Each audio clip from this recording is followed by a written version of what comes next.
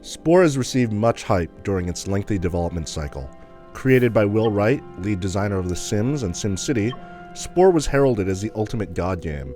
It not just focuses on the evolution of one organism, but on the evolution of an entire galaxy. It makes you think about complex subjects such as evolution, the science behind progress, and the possibility of life on other planets. And if this wasn't enough, the game rests on a revolutionary database of user-generated content that will shape the future of social gaming. However, the loftiness of these goals is also one of Spore's main weaknesses. Spore is undeniably an amazing accomplishment, but not quite as amazing in terms of gameplay. The game itself is divided into 5 separate stages that reflect different genres in gaming. Cell Stage mimics an old-school arcade game. Creature Stage plays like a third-person action game. Tribal Stage is a simple RTS game. Civilization Stage is a much more traditional strategy game. And the Space Stage, which is basically a single-player, massively multiplayer online game, where you can meddle with different planets that are populated by user-generated creatures. This kind of diversity in gameplay is commendable, but at the same time each section comes off as somewhat shallow. Spore was made as a game that everyone can play, so it is structured as a mini sampler of video game genres. While this buffet style may ease many casual players into the wide world of gaming, hardcore players may be disappointed by performing the same dancing minigames 40 times in creature mode, or the simple strategy mechanics of civilization mode. Furthermore, the game is not hard at all.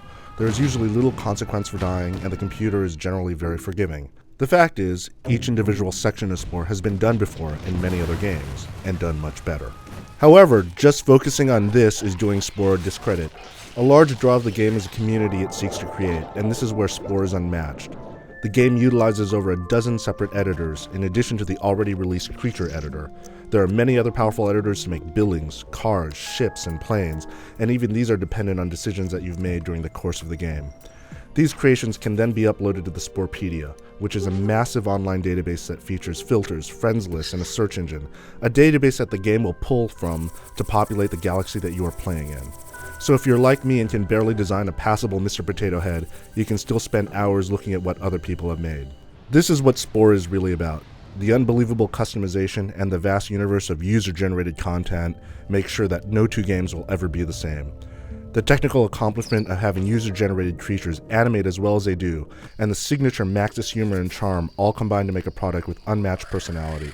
It is unfortunate that the gameplay itself often degrades to a repetitive cycle that will grate on hardcore gamers' nerves, but thankfully Spore transcends these problems to be something special.